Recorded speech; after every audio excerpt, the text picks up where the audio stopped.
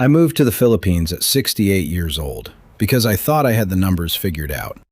$1,200 a month. That was the number I kept seeing. Cheap rent, cheap food, cheap transportation, maybe a couple $100 left over every month. I remember sitting at my kitchen table back in the United States with a yellow notepad, writing everything down like I was planning some kind of business deal. Rent in the Philippines, $300. Food, $250. Electricity and internet, maybe $100. Transportation, $50. Eating out, $100. That still left me with money to spare. My Social Security was a little over $1,700 a month, and I had some savings besides that. So in my head, I wasn't just going to survive in the Philippines, I was going to live pretty well. 6 months after moving here, I looked at what I'd actually spent the month before. It was almost $1,900. And the funny part was, I didn't feel like I was living some kind of luxury lifestyle. I didn't own a car, I didn't live in a beachfront condo, I wasn't staying at resorts every weekend. I was renting a small 2-bedroom house outside Dumaguete, riding tricycles most places, and eating rice more often than I had my entire life. Somehow, I was spending almost $700 more every month than I thought I would. At first, I thought I was doing something terribly wrong, so I went through every expense. That's when I started realizing something. A lot of the things people told me about living cheaply in the Philippines were true. They just weren't the whole story. My house really was cheap compared to America. I paid 18,000 pesos a month. At the exchange rate back then, that was a little over $300. Back home, I couldn't rent a decent room for that. The house had 2 bedrooms, a little kitchen, a living room, a gated yard, and enough space outside where I could sit in the morning with coffee. For the first few weeks, I felt like I'd beaten the system. Then my first full electric bill showed up. I had been running the air conditioner almost every night. Sometimes during the afternoon, too. I wasn't used to the heat yet. That bill was nowhere near the $20 or $30 I had somehow convinced myself electricity would cost. Then I got internet installed. Then I bought a better fan. Then a small refrigerator because the one in the house wasn't working right. Then a rice cooker. Then a water dispenser because I wasn't drinking water straight from the tap. None of those things were huge expenses by themselves, but they started adding up. Food surprised me even more. Before I moved, I watched people walk through public markets showing vegetables, rice, chicken, pork, and fish at prices that looked unbelievably cheap. And they were cheap. The problem was me.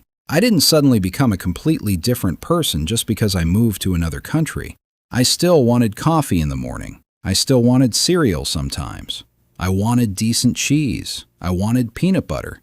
I wanted a hamburger once in a while. And every time I walked into a supermarket and started buying imported food, my grocery bill climbed fast. There were weeks when I spent more at the grocery store than some local families probably spent in a month. That was uncomfortable to admit. Then there was eating out. This is where I really fooled myself. A local meal could cost me only a few dollars. But I wasn't eating local meals every single day. Sometimes I wanted pizza. Sometimes I wanted a steak. Sometimes another foreigner would message me and say, "We're meeting at this place tonight. You want to come?" And after spending most of the day by myself, I usually went. A $5 dinner became $10. $10 became $20 after a few drinks. Do that several times a week, and suddenly my cheap retirement wasn't quite as cheap anymore. But I still wasn't worried. I had room in my budget. Then I started discovering the expenses nobody had included on my little yellow notepad. Visa extensions, transportation to immigration, medication, dental work, replacing things that broke, a trip to Cebu, a hotel for 2 nights because I didn't want to take the late ferry back, grab rides, cell phone load, laundry, tips, the occasional American food I missed. And then there was one expense I hadn't planned for at all. people. That one took me a while to understand.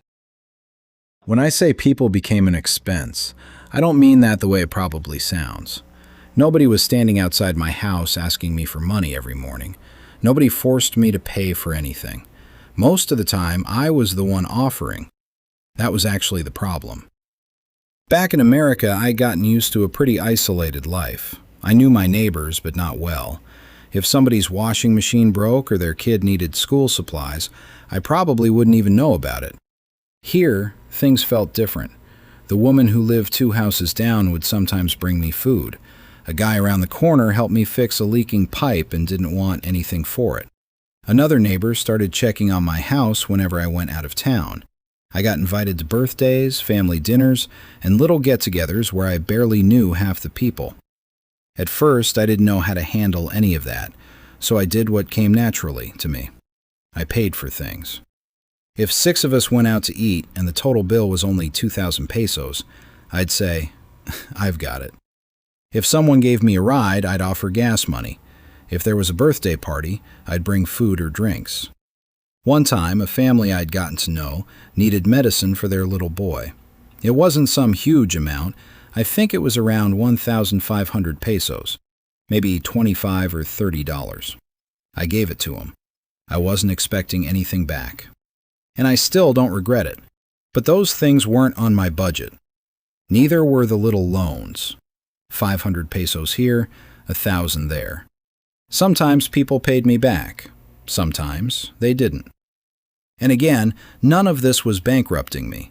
But when I sat down at the end of the month wondering where another $100 or $200 had gone, that was part of the answer. I had also started dating someone by then. That changed the numbers again. She wasn't asking me to support her, she had a job. But suddenly I wasn't eating alone all the time. We'd go out for dinner. We'd take a day trip somewhere. Sometimes I'd pay for the transportation. Sometimes she'd pay for lunch. There were birthdays in her family. Christmas came around. Then there were little things like stopping for coffee or picking something up at the mall. Normal relationship stuff.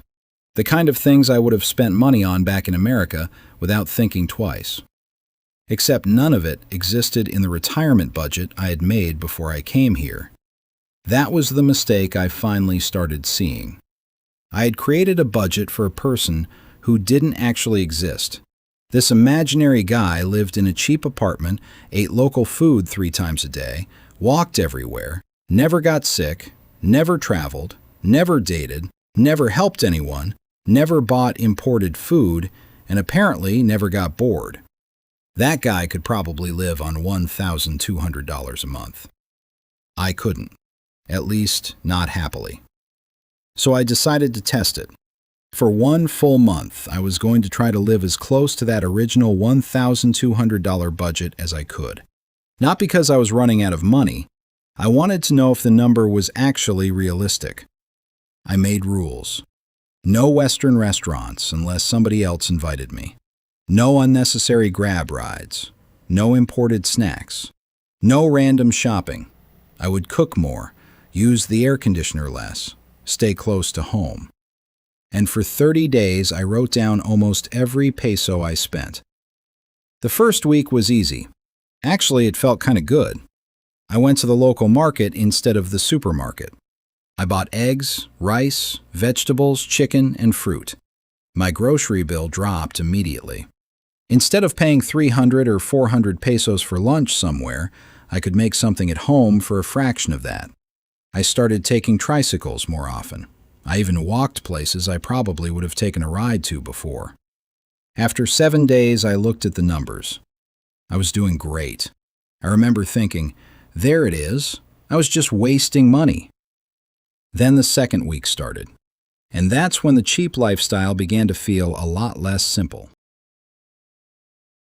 The first thing that got to me was the heat. I had decided to cut back on the air conditioner because I wanted to see what a truly cheap month would look like. That sounded reasonable when I wrote it down. It felt less reasonable at 2 in the afternoon when I was sitting in my living room sweating through my shirt. I tried using the fan more. I kept the windows open. I took cold showers. At night, I would run the air conditioner just long enough to cool the bedroom down, then shut it off. Sometimes that worked. Sometimes I woke up 2 hours later hot and annoyed and turned it right back on. After about 10 days, I decided I wasn't going to make myself miserable over an electric bill. That was the first rule I bent. Then I got tired of cooking. Not completely, I still cooked most of my meals, but there's only so much rice, eggs, chicken, and vegetables a man can eat before he starts thinking about something else. One afternoon, I passed a place that sold burgers. I stood there for a minute, like I was making some major financial decision. The burger and fries were around 350 pesos. I almost kept walking. Then I thought about how ridiculous that was. I had spent most of my adult life working. I had saved money. I had moved halfway around the world to enjoy retirement. Now I was standing outside a restaurant arguing with myself over $6. So I went inside. And that was when I realized this little experiment was teaching me the wrong lesson. Yes, I could spend less, a lot less, but I was starting to organize my entire day around not spending money. That wasn't what I had moved here for. The second week ended with another problem. My girlfriend asked if I wanted to go with her family to a beach for the day. Transportation, entrance fees, food, and a few other things would probably cost me 2,000 or 3,000 pesos. Under my experiment, the answer should have been no, so I almost said no. Then I pictured myself sitting at home all day because I didn't want to ruin a spreadsheet. I went. We had lunch near the water. Her nieces and nephews were running around. Someone brought a speaker. We stayed until late afternoon. I probably spent $50 that day. And it was one of the best days I'd had that month. That's when the whole $1,200 idea started bothering me. Because when people say you can live in the Philippines for a certain amount, what exactly do they mean by live? If the question is whether you can pay rent, eat, keep the lights on, and get around town, then yes, you can live very cheaply here, especially if you're comfortable living more like the average local person. But that doesn't mean every foreigner will be happy doing it. Some people are. I met a retired American who rented a basic room for less than 10,000 pesos. No air conditioner, no car. He cooked almost everything himself. He rarely drank. He didn't care about imported food. He told me he sometimes spent less than $1,000 in an entire month. I believed him. He seemed perfectly happy. I also met another foreigner who claimed he was spending more than $3,000 a month. Nice condo, car, restaurants almost every day, weekend trips. He was happy too. Neither one was doing retirement wrong. They just wanted different lives. That sounds obvious now. It wasn't obvious to me before I moved. I had been so focused on finding the cheapest possible number that I never asked myself what kind of life I actually wanted that number to pay for. By the third week of my experiment, I stopped treating $1,200 like some magic limit. I still tracked everything. I just stopped saying no to normal life. That same week, I had to buy medication. Then my electric fan started making a terrible noise and finally stopped working. I replaced it. A few days later, I had to extend my visa. Then I got invited to another birthday. None of those things were extravagant, but they were real. By the end of the month, I added everything up. I had spent just under $1,500. And that was with me actively trying to save money. No trips to Cebu. Very little Western food.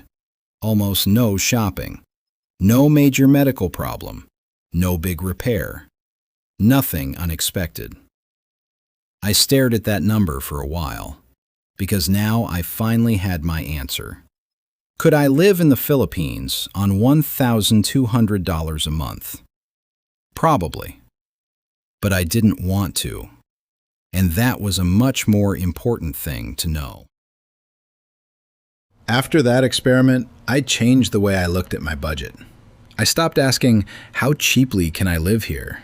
Instead, I started asking, how much does the life I actually enjoy cost? That number was closer to $1,700 a month. Some months were lower, some were higher. If I stayed home, cooked more, and didn't travel anywhere, I could probably come in around $1,400 or $1,500. If I took a trip, had dental work, bought something for the house, or went out more than usual, I could easily hit $1,900 or even $2,000. That was a lot different from the number I had in my head before moving. But here's the part that surprised me. I wasn't disappointed. If anything, I felt better. Because once I stopped trying to prove that I could live on some tiny amount, I started enjoying the Philippines more. I turned the air conditioner on when I was hot. I bought the coffee I actually liked. If my girlfriend wanted to go somewhere on a Saturday, I didn't immediately calculate what it would do to my monthly budget. I still watched my money. I wasn't throwing it around, but I stopped treating every expense like I had failed at retirement. And even at $1,700 or $1,800 a month, I was still getting a life I couldn't have afforded back home. That was the part I had almost forgotten. Before I moved, my rent alone was over $1,100. Then I had electricity, internet, car insurance, gas, groceries, health expenses, and everything else. I could spend most of my Social Security check before I'd done anything enjoyable. Here, my entire monthly life could sometimes cost what I used to spend just keeping a roof over my head and my car on the road. That didn't mean the Philippines was dirt cheap. It meant my money went farther. There's a difference. I think that's where some people get into trouble. They hear someone say, "You can retire in the Philippines for $1,000 a month." Maybe that person can. But then somebody else watches the video and starts planning their entire retirement around that number. They don't ask where the person lives. They don't ask whether there's air conditioning. They don't ask if that person has health insurance. They don't ask how often they travel. They don't ask whether they're supporting anyone. They don't ask what happens when a tooth breaks or the refrigerator dies. They just hear one number. I did the same thing. And I was lucky. I had savings. My Social Security was enough that being wrong by $500 or $600 didn't put me in serious trouble. But what if I had moved here with exactly $1,200 coming in every month and almost nothing saved? That's what scares me when I see people talking about moving overseas with no cushion. Because the Philippines can be inexpensive, but inexpensive doesn't mean nothing goes wrong. One month you might need a new phone. Another month you might need a medical test. Maybe you have to fly somewhere. Maybe the exchange rate moves against you. Maybe your landlord raises the rent. Maybe you meet someone and suddenly your life involves more than sitting alone in a cheap apartment.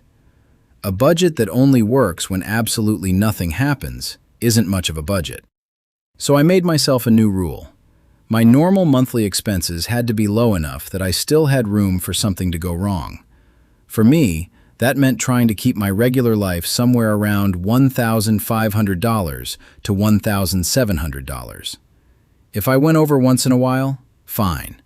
But I also wanted money going into savings, because at 68, I don't have another 20 years of working ahead of me to fix a bad financial decision.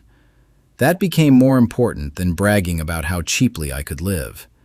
And something else changed too. I stopped comparing my expenses to other foreigners. That guy living on $900? Good for him. The guy spending $3,000? If he can afford it, good for him too. Neither one has anything to do with my retirement. The only number that matters is the one that lets me sleep at night and still enjoy waking up here in the morning. And after about a year in the Philippines, I finally figured out what that number was for me. For me, that number ended up being around $1,700 a month. Not because I needed to spend that much every month, but because that was the amount where I could live comfortably without constantly thinking about money. My rent was still cheap compared to America. Food was still cheaper if I bought local. Transportation cost almost nothing compared to owning a car back home. And I could still go out to eat, take a short trip once in a while, and enjoy myself. The biggest difference was that I finally stopped expecting the Philippines to be some kind of retirement cheat code. It wasn't. Moving here didn't magically make money problems disappear. It didn't mean I could ignore inflation. It didn't mean healthcare was free. And it definitely didn't mean every month would cost exactly the same. What it did give me was more breathing room. That was what I had actually been looking for. Back in America, I always felt like I was one large expense away from having to pull money out of savings. Here, most months, I wasn't. I had a small house I liked. I had people around me. I had places I could go without spending $100 every time I left the house. And I wasn't spending half my income just to exist. That mattered more to me than whether I could tell somebody online that I lived on $1,200. A few months after I finished that budget experiment, another American contacted me. He was thinking about retiring to the Philippines. He told me he would have about $1,300 a month coming in. Then he asked me the same question I used to ask everyone. Is that enough? A year earlier, I probably would have said yes. Instead, I asked him some questions. Do you need air conditioning? Are you okay eating mostly local food? Do you want to live in a city? Do you plan to date? Do you drink? Do you want to travel? Do you have savings? What are you going to do if you need medical care? He laughed and said, I thought this was going to be a simple answer. I told him that was exactly the problem. Everybody wants a simple answer. $1,000, $1,200, $1,500. Pick a number. But moving to another country doesn't work that way. Two people can live in the same city and spend completely different amounts. One can be miserable on $2,000. The other can be completely happy on $1,000. It depends on what you're willing to give up and what you aren't. If I had to give advice to somebody thinking about doing what I did, I wouldn't tell them they need exactly $1,700 a month. I would tell them to figure out what they think they'll spend and then add more. Give yourself room, especially if you're retired. Don't move somewhere because you calculated that you'll have $20 left at the end of every month.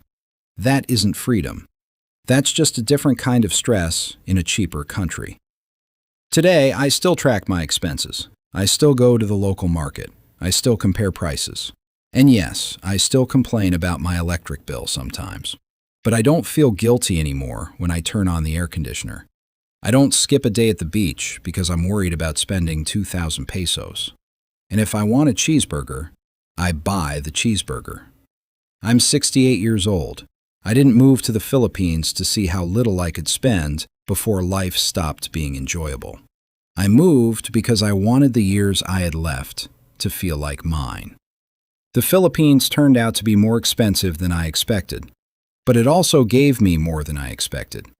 Friends, a relationship, more time outside, more reasons to leave the house, and a life that feels a lot less lonely than the one I left behind.